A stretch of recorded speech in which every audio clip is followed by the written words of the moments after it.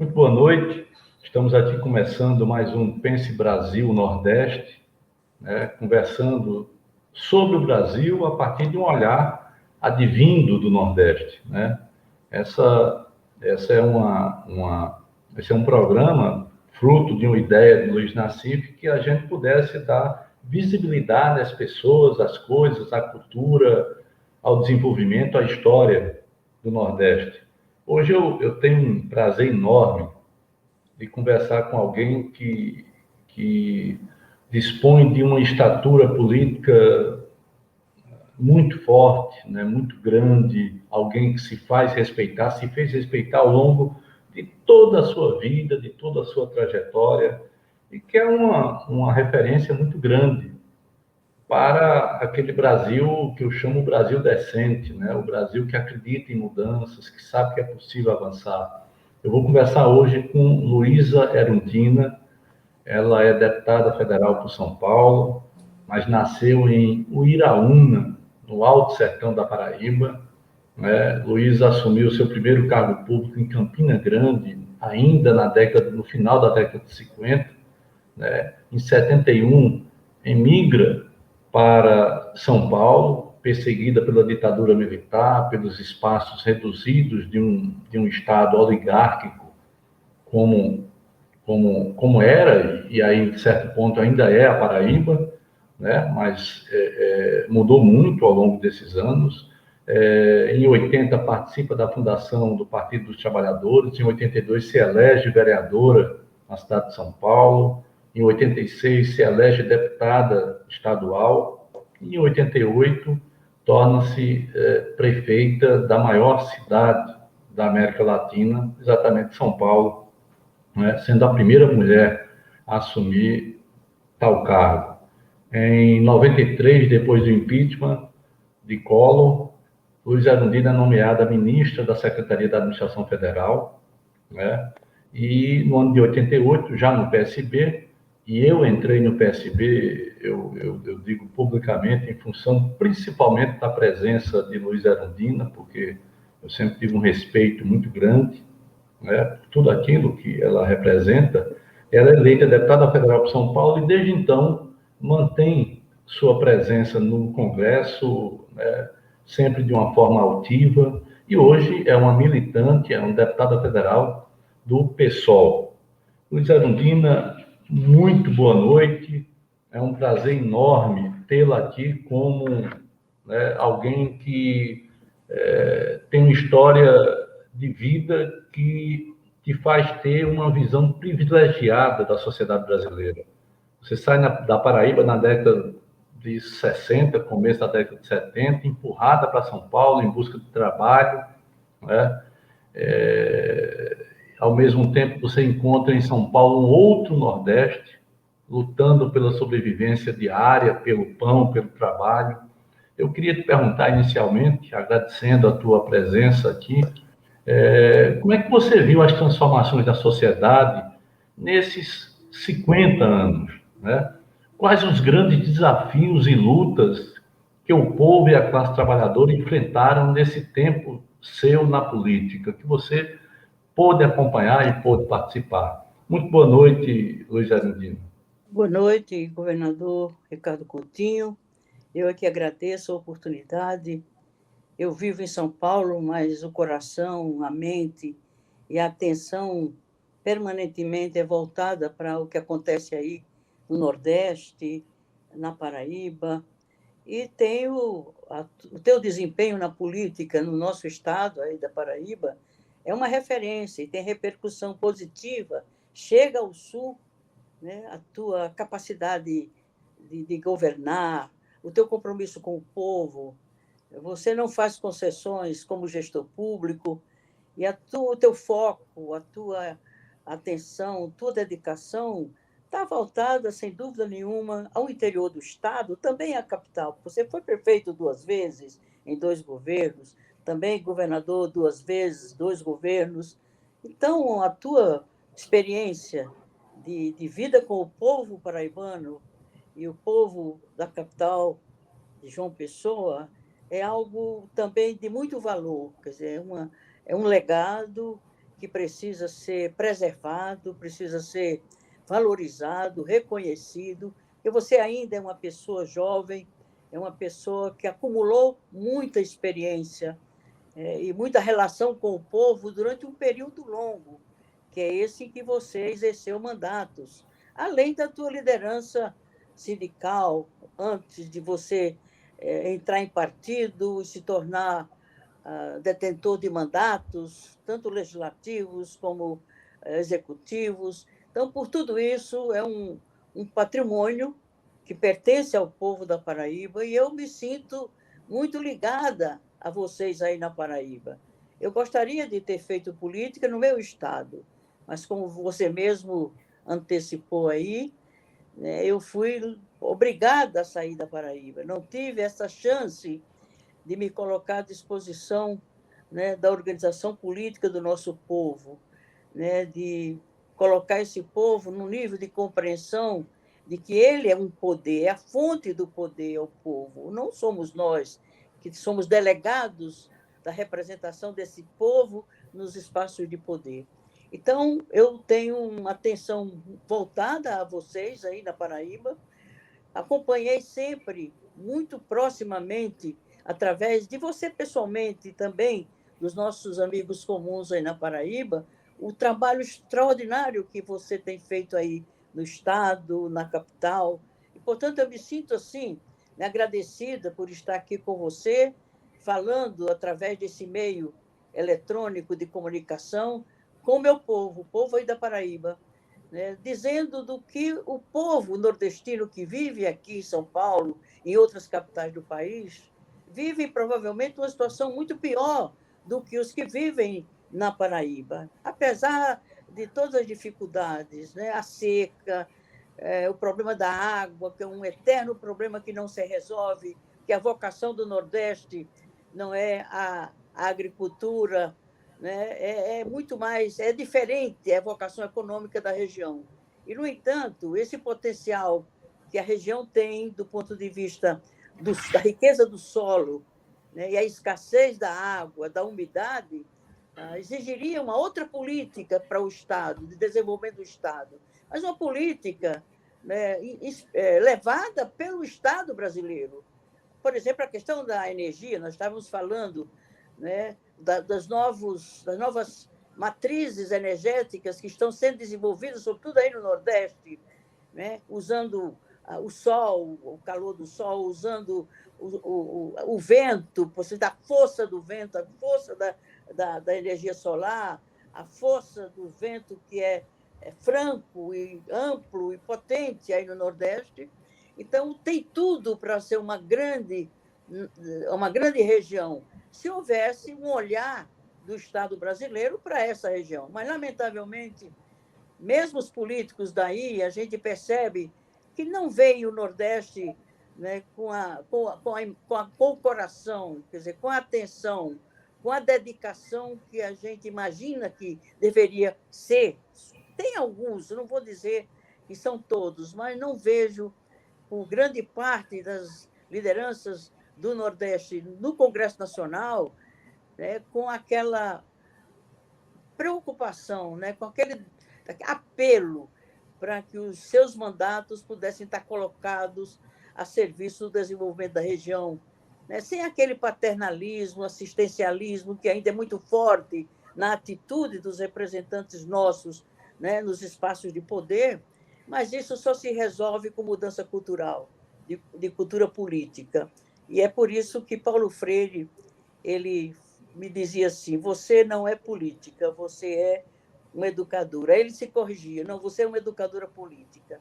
Porque a gente não via a política apenas como a disputa de poder, a conquista desse poder e o exercício dele no seu próprio interesse. A origem do poder é o povo que tem.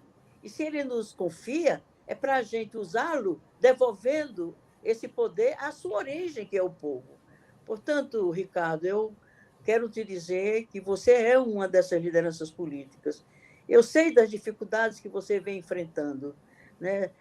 Das perseguições que você sofre. Exatamente porque você é um modelo de político que tenta revolucionar essa forma de fazer política.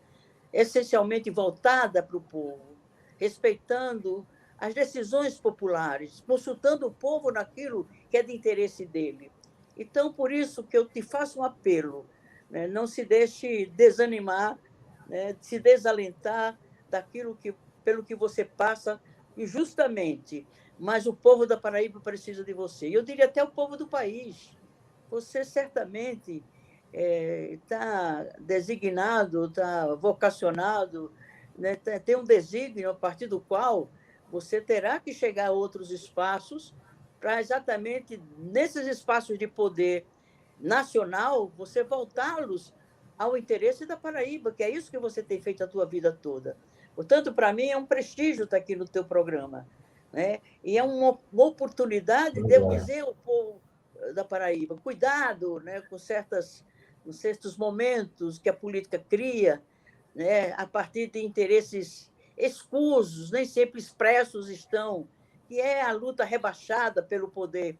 E, lamentavelmente, esse poder não tem sido colocado de forma permanente, plena, real, concreta, a serviço do nosso povo. Portanto, eu te agradeço estar aqui no teu programa. Que bom que você está tendo esse canal de comunicação e traga os nordestinos que vivem em São Paulo ou vivem em Brasília, em mandatos, para que eles também se revelem, né, através desse meio extraordinário, embora seja ainda seletivo, porque nem todos os paraibanos e nordestinos, e mesmo aqui em São Paulo, a população da periferia não tem acesso a esses meios da internet, banda larga, capaz de se comunicar instantaneamente com o mundo todo. Isso é um benefício que não chega à maioria do nosso povo. Então, por tudo isso, nós temos que acreditar na política, se empenhar na política. Não há outro meio mais eficaz para se mudar o mundo do que a política e para mudar o nosso meio, a nossa cidade, o nosso estado, a nossa região. Por isso, eu te cumprimento pelo teu trabalho. Eu agradeço, porque como eu sou uma paraibana que não pude viver no meu estado, vou colocar meu serviço, minha energia, minha experiência de vida política para o meu povo, eu sou grata a você e a tantos outros que estão aí servindo ao meu povo querido da Paraíba. Eu tenho um orgulho enorme de ser paraibana, de ser nordestina, e eu me sinto, quando eu chego no Nordeste, paulista no Nordeste. E quando eu estou aqui em São Paulo, eu me sinto nordestina e paraibana aqui em São Paulo. Eu já estou há 50 anos aqui. Então, é um tempo largo demais que eu poderia ter vivido na minha terra, mas o tempo passou, outros estão fazendo isso, entre outros você e outros que, evidentemente, têm vocação para a política e veem a política como meio de servir ao povo. Erundina, como é que, na tua visão, como é que o Brasil conseguiu chegar a Bolsonaro e ao bolsonarismo, né? Que essa coisa toda que rodeia essa situação que nós estamos vivenciando nos dias atuais. Na tua visão, como é que a gente sai de uma perspectiva de ser um país que finalmente tinha decolado, que era respeitado, que pitacava, como se diz no popular, em assuntos do Oriente Médio, em assuntos do G7, e de repente nós caímos, né, depois do golpe, em Bolsonaro, em toda essas teses, né, antipopulares que envolvem Bolsonaro. Ricardo, acho que parte disso se deve ao fato das esquerdas não terem conseguido, né, construir um projeto capaz de articular essas forças num projeto que tivesse o mínimo de unidade, né, seja para o país, seja para os estados, seja para os municípios. Essa é uma grande deficiência. E a sociedade cobra a unidade das forças democráticas populares de esquerda, mas não se constrói unidade fazendo frentes, né, e juntando pessoas, e que, por sinal, são as mesmas pessoas. A gente percebe que nessas frentes que constroem para enfrentar uma dada conjuntura como essa que nós estamos vivendo, as figuras são as mesmas, não tem muita presença de povo, de liderança popular, né, de gente que está sofrendo o impacto, os efeitos perversos desse governo. Claro que é uma gravíssima crise sanitária com essa pandemia, mas ela não deveria, nem precisaria ser do tamanho que está sendo.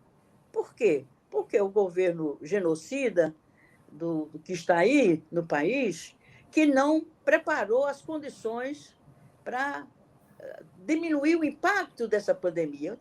Chegou ao mundo todo, se sabe disso, mas no Brasil ela se apresenta com uma gravidade e com aspectos tão mais cruéis. Quase 500 mil brasileiros e brasileiras mortos pelo Covid-19, pessoas ainda hoje morrendo nas filas por falta de oxigênio, por falta de vaga de UTI nos hospitais, já estão lotados. E o que é mais grave é que a população continua se concentrando nas ruas, sobretudo os jovens. Mesmo a população, quando tem um feriado que se articula no fim de semana, então todo mundo está na rua, festejando, celebrando, fazendo festas clandestinas para fugir da fiscalização da sanitária. Então, isso também explica o fato de não termos conseguido preservar as conquistas da nossa luta política, né, de resistência à ditadura, do processo de redemocratização, e está se perdendo ao longo desse governo, com 2 anos e poucos meses, já se perdeu conquistas trabalhistas, previdenciárias, sociais, de décadas, de anos, de séculos.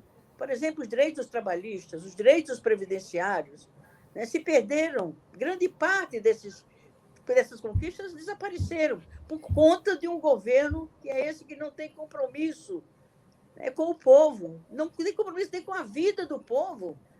Então, nesse sentido, eu acho que nós temos que fazer uma autocrítica, nós da esquerda. Né? Embora a dificuldade é não construirmos um projeto que unifique essas forças e que se coloque em diálogo com a sociedade para submeter um eventual projeto das esquerdas ao crivo da sociedade, antes dele ser um projeto eleitoral. Nós temos que fazer política sem estar voltado principalmente para eleições. A eleição é um evento, né? É um ponto no calendário político de 2 em 2 anos, seja para eleições municipais, sejam para eleições nacionais, federais, do Congresso e dos executivos. Mas, entre uma eleição e outra, a gente não percebe os partidos, mesmo os partidos de esquerda, né, dinamizados junto ao povo, para organizar esse povo, para tornar esse povo consciente da sua força, né, dos seus direitos, e de decidir lutar por esses direitos, com a força que esse povo tem, mas que não descobre, não sabe se tem essa força. Então, eu acho que passa muito pela nossa responsabilidade de partidos do campo democrático popular de esquerda, né, ter uma ação política, de atuação política, de militância política, o ano todo, seja ou não tenha eleições, mas eu acho que fica meio distante, né, o dia a dia da população que vive os seus problemas de transporte, de mobilidade, seu problema de desemprego, e hoje são quase 15 milhões de brasileiros e brasileiras desempregados. A fome aqui na periferia de São Paulo é um dado real. As pessoas vivem com menos de R$ 5 por dia com essa emergência, com essa ajuda emergencial que o governo está dando. Isso é uma esmola, e só as pessoas ainda estão sobrevivendo, que há muita solidariedade da vizinhança, do pobre com o pobre. Pessoas dividindo o que não têm, a pouca comida que tem, consegue dividir com o vizinho que tem menos.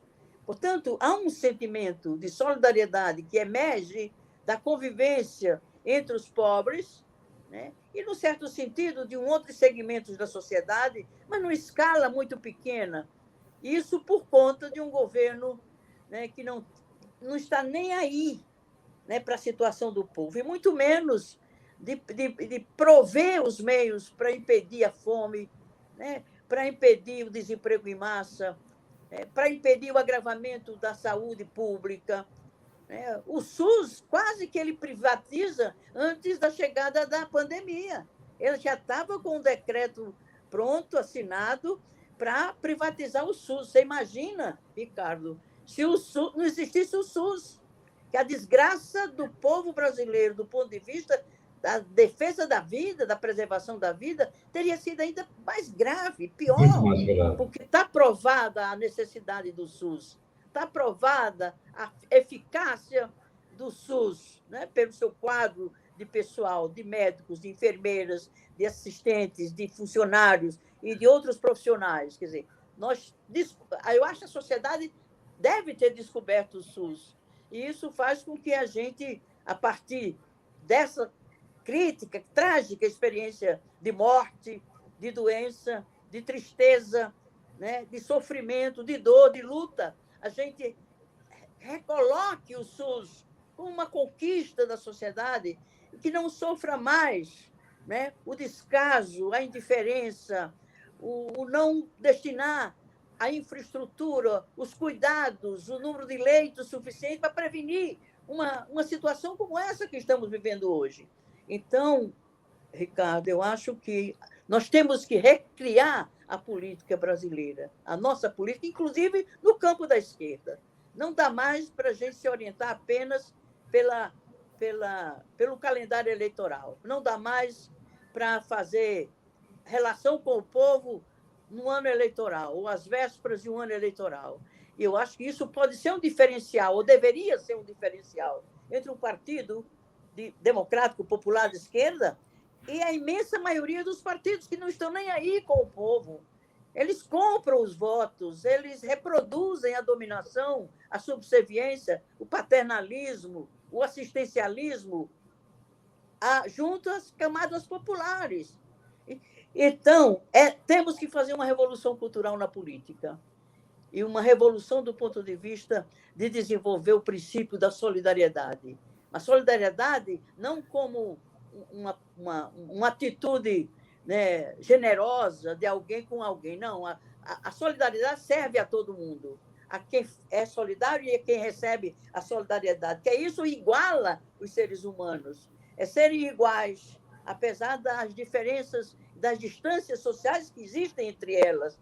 Então, quem sabe essa dura experiência que estamos a viver nos dias de hoje possa nos mudar a nós mesmos, não sermos tão individualistas, né? Tão competitivos, né? Tão pouco atento ao coletivo.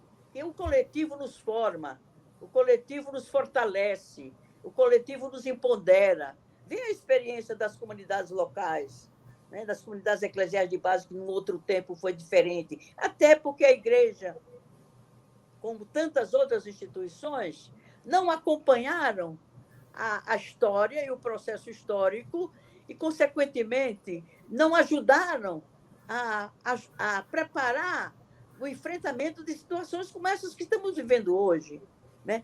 Uma crise multifacetada, é uma crise econômica, é uma crise política, é uma crise institucional, é uma crise sanitária, é uma crise social, uma crise de violência, de discriminação, de ódio, de intolerância. Portanto, nós estamos vivendo um momento que ou a gente se converte para ser uma outra coisa e construir um outro modo de ser na sociedade, ou realmente estamos muito mal pós-pandemia, que não termina apenas no dia em que zerar o número de casos de infecção ou de mortes pelo Covid. Vamos ter que enfrentar as sequelas, seja do ponto de vista de saúde, seja do ponto de vista psicológico. Tem muita gente doente, a sociedade está adoecida, as pessoas estão com medo, as pessoas estão recolhidas, as pessoas estão perdendo a esperança. E perder a esperança é perder o ânimo de luta, né? É não acreditar que é possível mudar.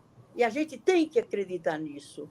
E desanimar, se desalentar, perder o ânimo é reacionário, é conservador, porque nos coloca no individual. E o individual não vai a lugar nenhum. Ninguém vai para lugar nenhum por esforço próprio. Ou a gente se une, se articula nossas forças, se empodera o coletivo para a gente agir coletivamente, mudando a realidade para que essa realidade possa ser fruída por todos os que compõem esse coletivo de pessoas, seja uma cidade, seja um estado, seja um país. Então, eu Deixa eu... espero, Ricardo, que, quem sabe, a gente se converta ao ter vivido essa dura lição que estamos vivendo e saiamos seres humanos, né? E mais sensíveis à dor do próximo, né? E com menos egoísmo, com menos concentração de riqueza. Né? Para que uma minoria ter 99% da riqueza que todos constroem e os 1% é que concentra toda essa riqueza, os 99% fica excluído dela? Isso não cabe mais no tamanho, né, dos problemas da humanidade. E isso, a humanidade toda está passando por essa experiência. Quem sabe a gente saia dela, né, com uma nova humanidade se construa em outras bases, em bases mais humanas, mais igualitárias. O Brasil é um dos países mais desiguais do mundo, e um dos países tão ricos, tão potentes, né, com tantas possibilidades, e, no entanto, o egoísmo, a concentração da riqueza, né, os 10% ficam com metade da riqueza construída por todos, isso não é sustentável. Vê o problema ambiental, a questão, né, da destruição da floresta amazônica, né? O meio ambiente está sendo deteriorado, a terra está gritando, a terra, esses exemplos de pandemia e de tragédias que se abatem sobre o mundo todo, e em particular para o Brasil, com o agravante da presença desse governo entre nós, né?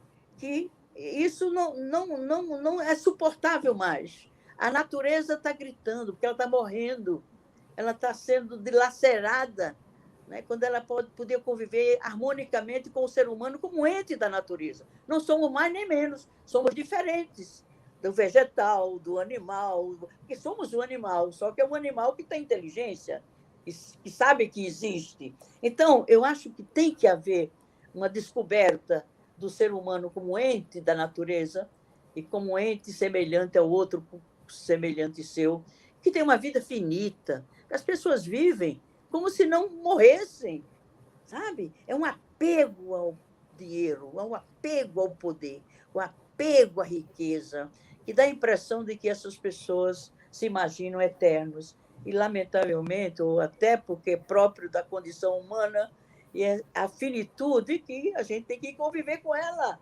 E hoje, mais do que nunca, quantas pessoas amigas nossas, parentes nossos, gente muito próxima que estão perdendo a vida. Então, disso dá para a gente, quem sabe, aprender um pouquinho e nos convertermos um pouquinho como seres humanos.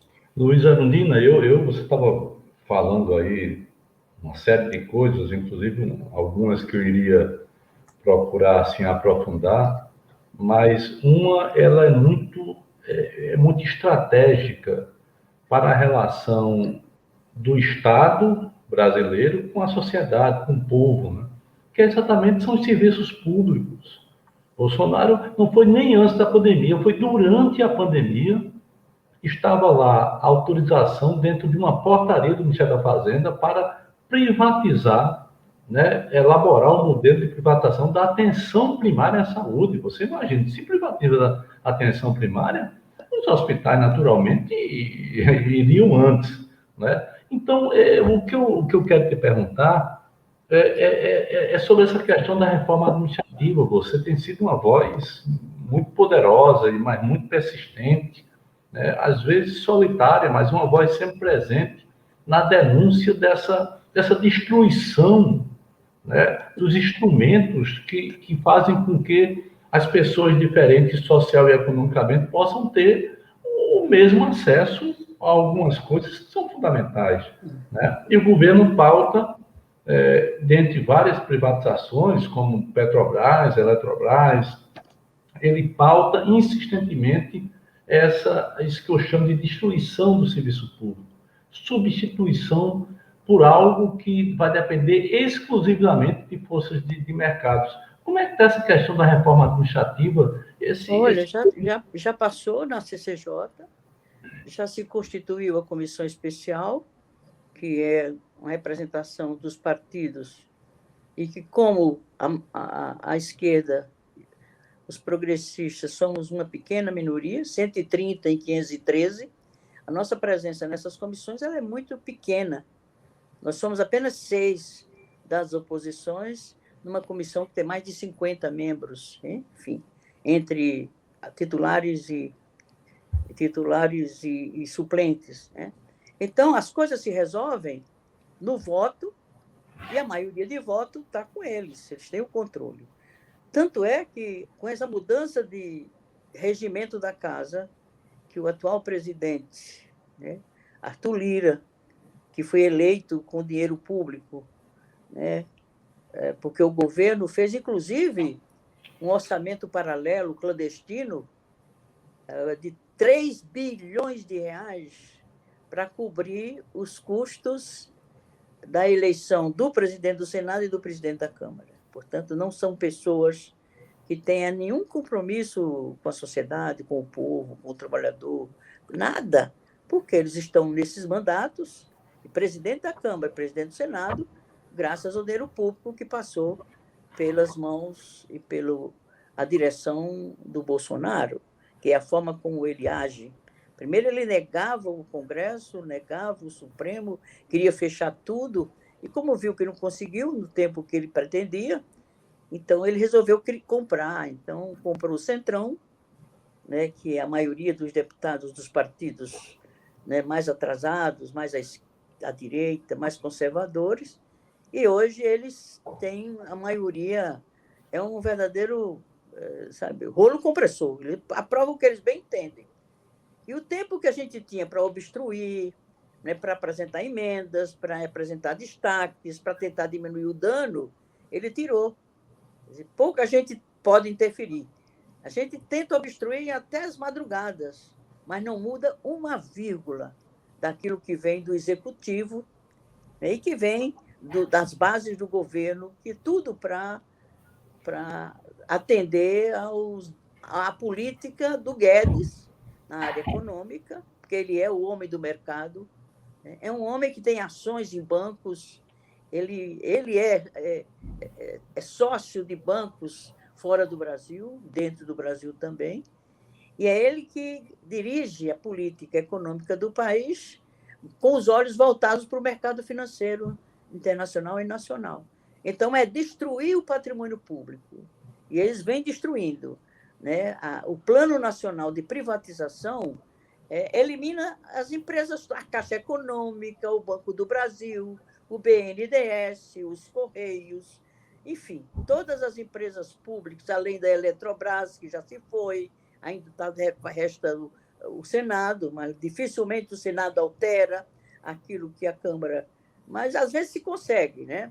Então, tem realmente uma destruição determinada do patrimônio público, da soberania do país. Veja a questão do petróleo.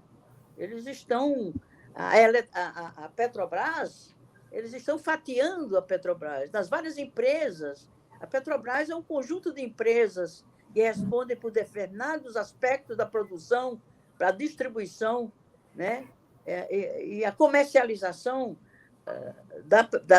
do produto gerado pela Petrobras. Então, ao invés, eles não vai restar mais muita coisa. E já várias das empresas, né, que compõem o conglomerado Petrobras já foram privatizadas.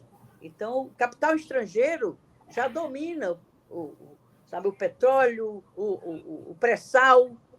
E outra coisa, eles ganham nesses leilões e eles não são obrigados a produzirem no Brasil e depois, né, distribuir para outros mercados e não pagam os impostos que o brasileiro paga se exercer a mesma atividade econômica, né, no país. Então, é um absurdo. Quer dizer, eles usufruem o patrimônio, eles alienam o patrimônio público, quer dizer, o governo aliena o patrimônio público a um preço irrisório, né? E quem se apropria desse bem nos leilões que ganham, eles não pagam nenhum tributo para exercer essa atividade econômica no país.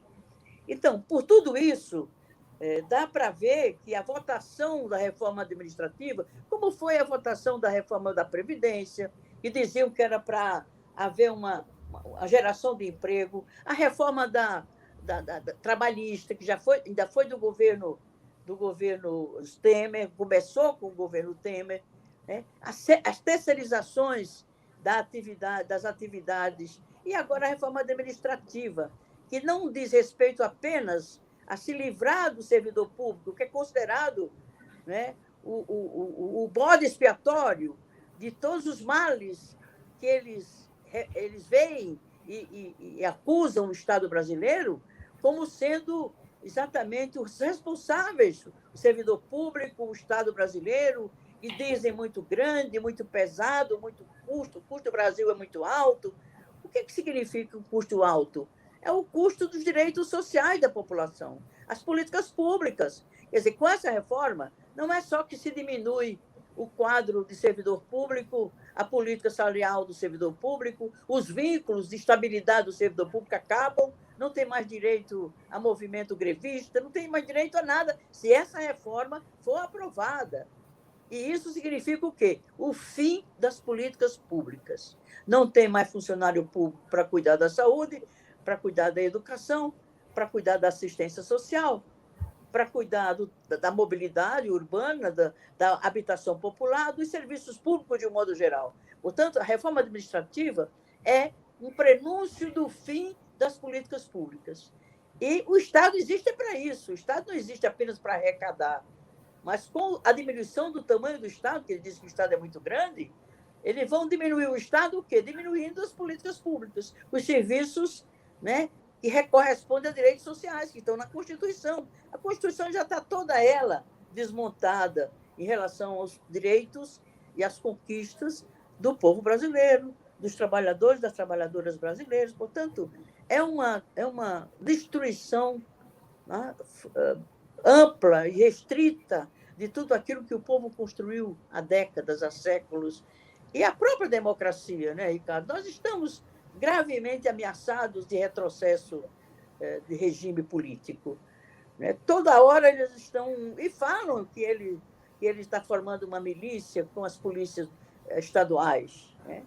Como não conseguiu fazer até agora com o Exército, mas até já está cheio de generais no seu governo e de militares no seu governo, a nossa preocupação é que, ao chegar 2022, se a gente não conseguir derrubá-lo antes, já tem mais de 100, muito mais de 100 requerimentos, pedidos de impeachment da sociedade brasileira, e são muitos segmentos representados nesses mais de 100 pedidos de impeachment. O presidente da Câmara disse que, por ele não vai instalar nenhum processo de impeachment. Ele não se sente obrigado a fazer isso, embora venha da sociedade essa demanda para que o presidente seja ouvido num processo de investigação, que é o Congresso, que cabe ao Congresso. Primeiro a Câmara tem que aceitar, instalar, né, autorizar, e depois o Senado é que desencadeia o processo de impeachment. Eles fizeram tão rapidamente o processo do golpe que afastou a Dilma Rousseff, e não havia nenhum crime de responsabilidade que ela tivesse cometido, e agora ele comete os mais variados crimes, que quer fechar o Supremo, quer fechar o Congresso, né? Destrói tudo que foi construído em nome da democracia, do Estado Democrático de Direito, e ninguém não acha que isso é crime. E tanto é que não há muita expectativa que a CPI, né, ao configurar num relatório, né, de um coletivo de senadores, seja suficiente, já que mais de 100 processos de impeachment não foi considerado em nenhum deles ainda pelo presidente da Câmara. Então, ele diz assim, só quem me tira da cadeira é Deus. Ele não sairá. Então, ele se imagina que, se ele chegar, né, às eleições de 2022, ele pode aprontar se o resultado não for favorável a ele. E isso ele não nega a ninguém. Ele declara aos quatro ventos que ele agirá dessa forma para não sair do poder. Então, é muito grave o momento que estamos vivendo, Ricardo. E, por isso, essas manifestações de rua que voltaram, e essa última, do dia 29 de maio, foi muito significativa, o país inteiro, né, se manifestou, em alguns estados e cidades, de forma muito forte, muito poderosa. Então, está previsto ainda, no próximo dia 19 de junho, uma outra manifestação de rua. Então, à medida em que... E porque isso tem sido difícil por conta da pandemia. As pessoas que vão às ruas, evidentemente, se submetem aos riscos de contaminação. Mas eles dizem que o vírus pior é Bolsonaro. Então, vamos para a rua para tirar o mal maior, que é Bolsonaro, que isso, quem sabe, se atenue a gravidade e a tragédia da Covid-19 em nosso país. E Então, é uma verdadeiramente é isso. demonstração, né, Luiz Erundina, de, assim, porque são pessoas conscientes, essas que foram no dia 29 de maio para as ruas, são conscientes de isolamento, são conscientes de todos os riscos, mas perceberam que é preciso tentar parar um governo que a todo momento faz pouco caso da vida, do emprego, da alegria, enfim, das coisas básicas que conduzem uma sociedade. Do próprio ponto de vista da Covid-19, nós estamos com 475 mil, tem mais 100 mil mortes de síndrome aguda respiratória, mas sem diagnóstico ainda de Covid, ou seja, evidentemente que se você está numa pandemia, 95% Está dessas mortes subestimado, está subavaliado. sem dúvida. Então você tem mais 100 mil mortes, né? Nós já passamos do meio milhão, isso é um escárnio, né? E ao mesmo tempo um presidente que zomba de todo mundo, zomba ele e algumas figuras que são terríveis, né? Você assistiu um depoimento daqueles de uma médica zombando da cara de todo mundo, como aquela Nise Yamaguchi, que não tinha conhecimento algum das coisas e que estavam empurrando cloroquina, e a cloroquina, como ivermectina, é um grande negócio. Ninguém fica achando que esse negócio que está aí, cloroquina, é porque eles acreditam. É um grande negócio. Derrumaram no Brasil o que nos Estados Unidos não era possível fazer. Trouxeram para cá e tem gente ganhando muito com isso, né? Então, o que eu te pergunto é o seguinte: você acha que todos esses crimes, que, como você bem disse, não precisavam nem de CPI, estão aí, eram conhecidos do Ministério Público, de todo mundo, todos esses crimes, todos esses atos, né? Você acha que o autor principal de tudo isso vai chegar um momento, seja até depois do mandato, que você acredita que ele pagará por isso? Tem que pagar. Não foi a situação do ministro do Meio Ambiente, que é um destruidor do meio ambiente, e ele não demitiu o ministro, não afastou. Não. É reconhecidamente um desonesto, né? Ele está desviando madeira de lei derrubada da floresta. A cada mês, né, a derrubada da floresta é maior do que 10 anos. Quer dizer, cada mês, esse mês de abril que passou, diz que foi um dos meses que corresponde ao desmatamento dos 10 últimos anos. Quer dizer, todo mês. Quer dizer, é um absurdo. E ele vive prestigiando esse ministro do Meio Ambiente, que vive fraudando, né, vive esvaziando os órgãos de fiscalização, né, perdoa as multas dos madeireiros, né, e as terras indígenas, o descaso com a saúde indígena, o descaso com as terras indígenas. Quer dizer, não existe mais garantia daquilo que está na Constituição, não existe mais garantia do seu cumprimento. Morreram mais de 1.000 indígenas da pandemia porque não tinha uma política de saúde indígena preventiva ou mesmo de tratamento e a entrada dos madeireiros, dos brancos nas comunidades indígenas, quer dizer, das regiões dos mais distantes das comunidades indígenas, foram afetados pela Covid, com a penetração das invasões das terras indígenas.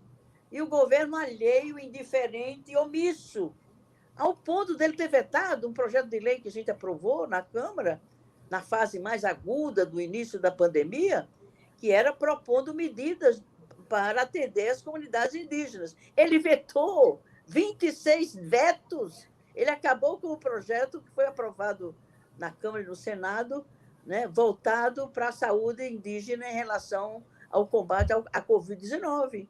Então, morreram mais de 1.000 indígenas, e a população indígena cada vez é menor, entendeu? Então, não há proteção, ao contrário, né?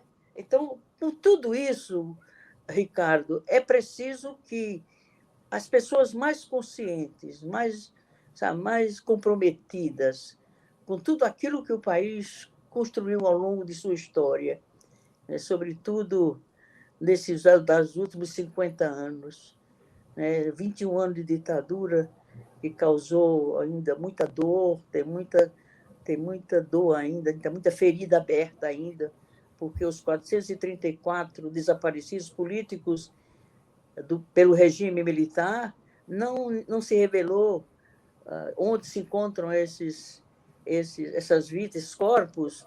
Em um caso, ainda tem 434 pessoas desaparecidas, e eles estão acabando com os processos de anistia, né, e estão exigindo a devolução daquilo que as vítimas da ditadura receberam, né, de compensação pelo que perderam, a vida de familiares, os sobreviventes da ditadura. Quer dizer, é um descaso, um descuido, um abuso, e a gente percebe, agora que a gente percebe que a sociedade começa a reagir, né? Isso coincidiu com essa pandemia e juntou uma coisa com a outra, e a desgraça se tornou maior, porque as pessoas têm medo de ir para a rua, sobretudo aquelas que são de grupo de risco, né?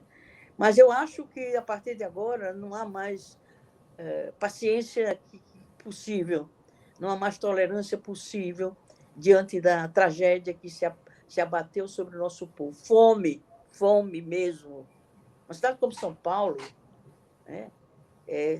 Ter gente passando fome é demais, né? 15 milhões de desempregados.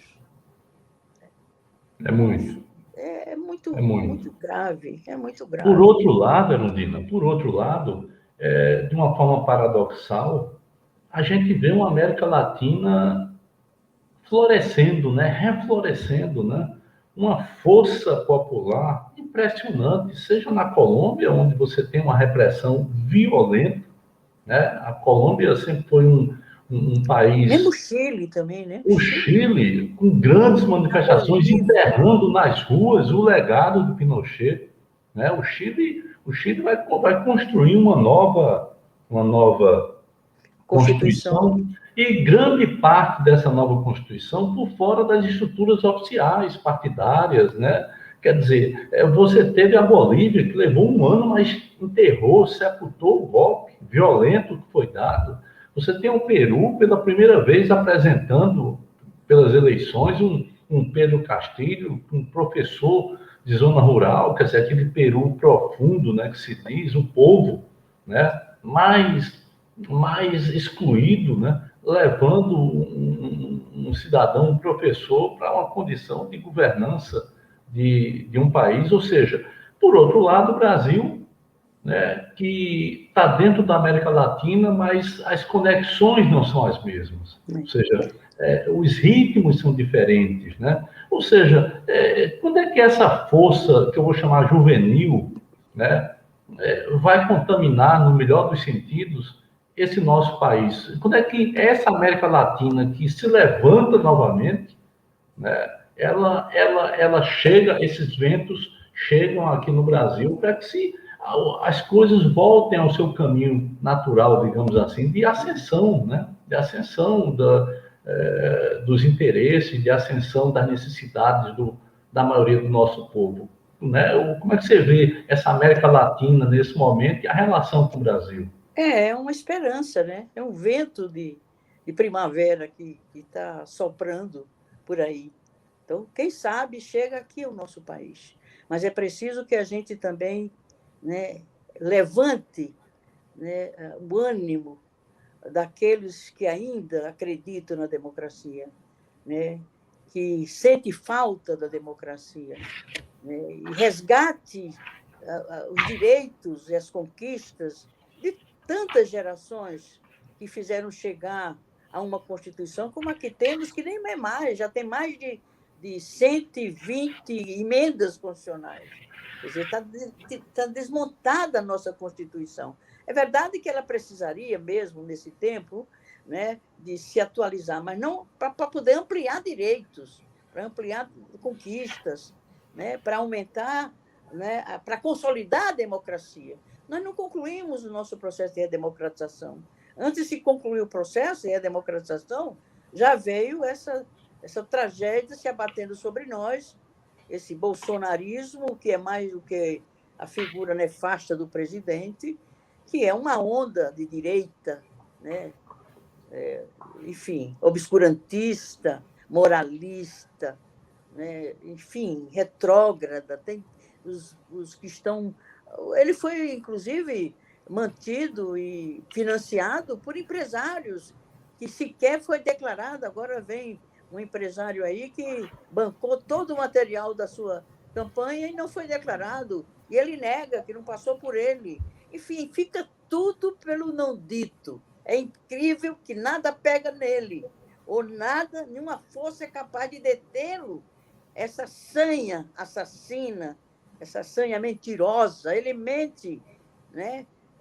Convencido de que está mentindo, mas ele mente. Ele e os asseclas dele, os ministros dele, quem fala, os filhos dele, é uma vergonha, é uma vergonha. Uma Então, o vergonha. retrocesso é enorme, Ricardo. Por isso, a gente tem que resgatar o significado da política. E, a meu ver, a adesão dos jovens, o interesse dos jovens à política não passa por partidos, a meu ver, porque os partidos não se atualizaram, não se colocaram num nível de mudança capaz de absorver as demandas da sociedade. Houve uma revolução tecnológica, né, da internet, dos meios, né, de comunicação de massa, e isso não se seguiu, tanto o 5G aí já para vir para o Brasil, e, no entanto, ainda se tem fome numa cidade do porte de São Paulo, né? Então, ainda tem desempregado em massa, entendeu? Veja, um país poderoso, já foi a 6ª economia do mundo, hoje está na 12ª economia do mundo, mas já é uma posição muito forte ainda para Sem a gente dúvida. constatar a existência de carências humanas nesse nível, de perdas de seres humanos da forma como está se dando, por falta de oxigênio. Tem pessoas morrendo nas filas, porque, como não tem o leite, ele fica na fila esperando que um morra para poder desopilar uma. E não morre por falta de oxigênio nas filas. E não é um caso, não. São muitos casos todo dia. E não é no fundão do Brasil, não. É em São Paulo, maior cidade do país, a 3ª maior cidade da América Latina, do mundo, 3ª maior cidade do mundo. Então, veja, Ricardo, então é um quadro, né, que precisa ser alterado, ser mudado, e acelerar o passo desse processo de mudança. Que lideranças que tenham uma relação orgânica com o povo, ou direta com o povo, tem que estar muito próximo desse povo, porque a mudança virá através dele, desse povo. Não há como vir através de partidos. Partidos só pensam em eleição, 2 anos antes já está pensando em candidaturas, discutindo alianças, 2 anos antes, quando o povo está morrendo nas filas, quando os leitos hospitalares estão abarrotados, quando o desemprego está chegando na casa de todo trabalhador. Então, é algo que nos coloca em. Né, nós estamos sendo instigados a encontrar saídas. Não dá mais para esperar que um dia aconteça essa saída ou essa mudança. Então, no plano local, nas cidades, sabe, é realmente potencializar aquilo, criar, quer dizer, fortalecer as alternativas de geração de renda e trabalho. A macroeconomia não dá mais conta, mesmo independente dos momentos agudos de crise, de tragédia. É preciso fortalecer uma nova economia, a economia do microcrédito, da microeconomia, da economia popular, do Banco do Povo. Já tem mais de 200 bancos do povo no Brasil. mas tem um projeto de lei complementar, inclusive de minha autoria, regulamentando o dispositivo da Constituição que prevê o crédito popular, a economia popular, que precisaria ser regulamentado. Ainda nos governos de esquerda, eles impediram que esse projeto de lei complementar, regulamentando a Constituição, fosse aprovado. Estamos retomando agora, e o movimento de economia popular, de microcrédito, microeconomia, economia solidária, está retomando esse projeto de lei para ver se coloca na opinião pública, para ver se se consegue fortalecer essas iniciativas de geração de trabalho e renda, que o mercado, com esse nível de tecnologia que está invadindo o sistema de produção, substituído por robôs, né? Não é só por internet, é por robôs, né? Enfim, com certeza não vai ter mercado formal para absorver a força de trabalho ativa. Então, temos que ampliar essa atividade da microeconomia, no microcrédito, que é o crédito popular, o Banco do Povo, e arrancar isso da força do município. É o espaço local, são as comunidades locais, é a riqueza do poder local, que, ajudado pelo governo com um programa de subsídio, né, financeiro, a custo baixo, a custo zero, você levanta os municípios, as cidades, o espaço local da atividade. Não vai ter, independente dessa crise profunda que estamos vivendo, não vai, o mercado formal não vai mais absorver. Nem o poder público, o serviço público vai acabar. É tudo terceirizado, tudo privatizado. Para você ver, né, Ludina, você estava falando aí sobre uma questão que é fundamental, que é acesso ao crédito, né? Ao crédito popular, sem... Né? Você fez uma experiência nesse sentido? Eu fiz uma experiência, em 8 anos, nós injetamos 160 milhões de reais. Só em cooperativas, só no microcrédito, só, sabe, na agricultura familiar, enfim, nessa parte que não consegue sequer bater numa porta do banco. Nós trouxemos para o Estado, criamos o Empreender. Aí, essa semana, o TCE diz que era um programa que não trouxe nada de bom para a Paraíba. Ou seja, um conselheiro abre a boca para dizer isso sem não faz nada de bom para eles. Não, sem ter nenhuma noção de nada. Não é? É algo assim que você olha e por um lado, as mulheres, o protagonismo das mulheres dentro do empreender eram 70%. Por quê? Porque eram chefes de família, porque era cabeça de família, porque havia uma política exata para isso. Além disso, dessa tua fala, não é? Eu acho que os partidos estão completamente distantes do povo porque eles se recusaram a assumir posições. Político sem posição não é político, não é um oportunista.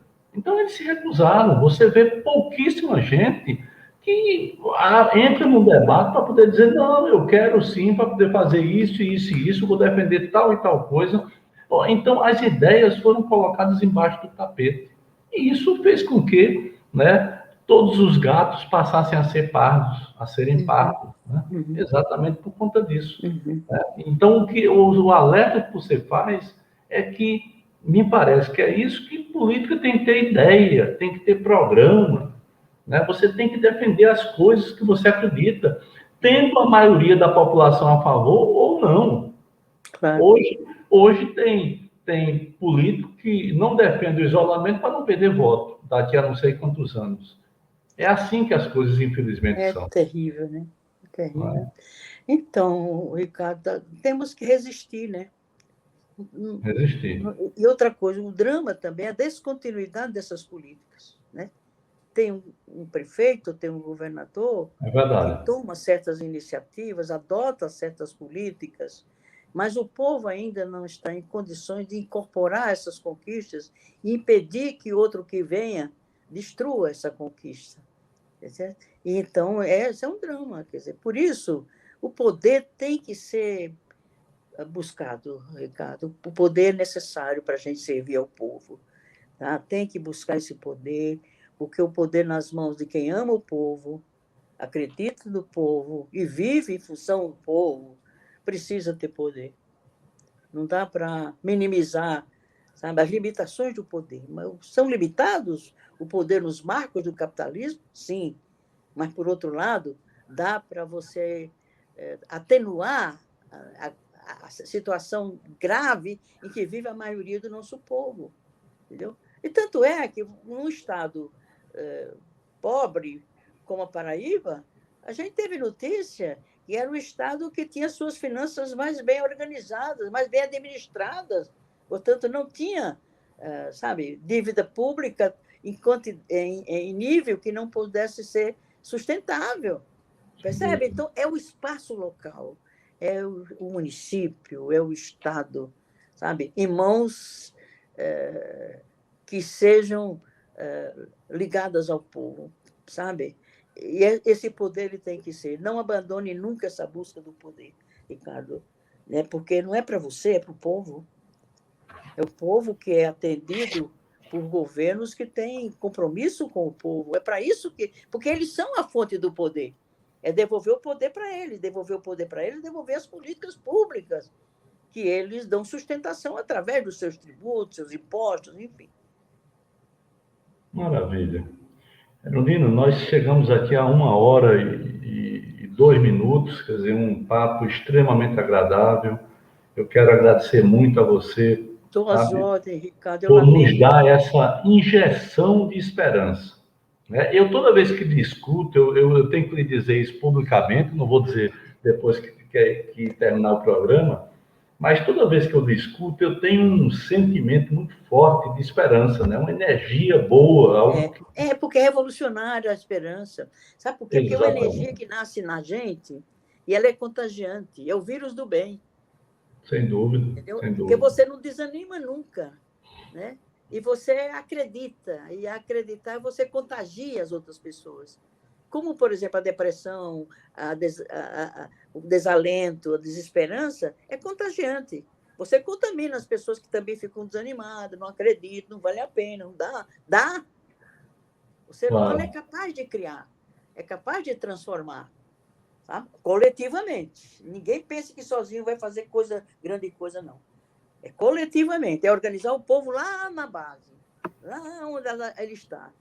Se for ao povo só para pedir voto, isso está acabando. Está acabando porque o povo já está percebendo isso. Minha querida Erundina, foi um prazer enorme, viu? Te admiro muito. É sempre uma referência saber quando você está à frente de um poder, do governo, que o nosso povo está bem atendido. Isso a gente tem certeza. E quero deixar um abraço a cada paraibano, cada conterrâneo nosso que está por aí, e dizer que eu lamento não ter vivido minha vida com vocês, mas daqui eu tento fazer o que eu posso para servir aos meus irmãos nordestinos que vivem aqui nessa cidade grande, e é sempre o que fica para eles, é a favela, é o cortiço, quando não é a prisão, né? Quando não é a violência contra o jovem negro, é a polícia matando jovens porque tem a pele escura, tem a pele negra. É isso aí, meu irmão. Essa humanidade tem que mudar. Sem dúvida nenhuma. Mudar pelas nossas mãos. Né? Eu conversei aqui com essa figura extraordinária chamada Luísa Erundina, deputada federal por São Paulo, do PSOL, né, com uma juventude inabalável, né, exala isso de uma forma mais apropriada impossível. E eu quero dizer que você faz um bem enorme, Erundina. A política, aqueles que acreditam em mudanças, aqueles que sabem a necessidade das mudanças. Né? Um forte abraço para você, querido, e até a próxima oportunidade. Muito obrigado Obrigada a você, Ricardo. por nos dar essa entrevista. Sempre um forte abraço para todo mundo. Se cuidem, se preservem, né? Porque a pandemia ainda está aí. Né? Saúde e vida longa para todos. Forte abraço. Muito boa noite. Obrigado. Outro para você, filho. Obrigada.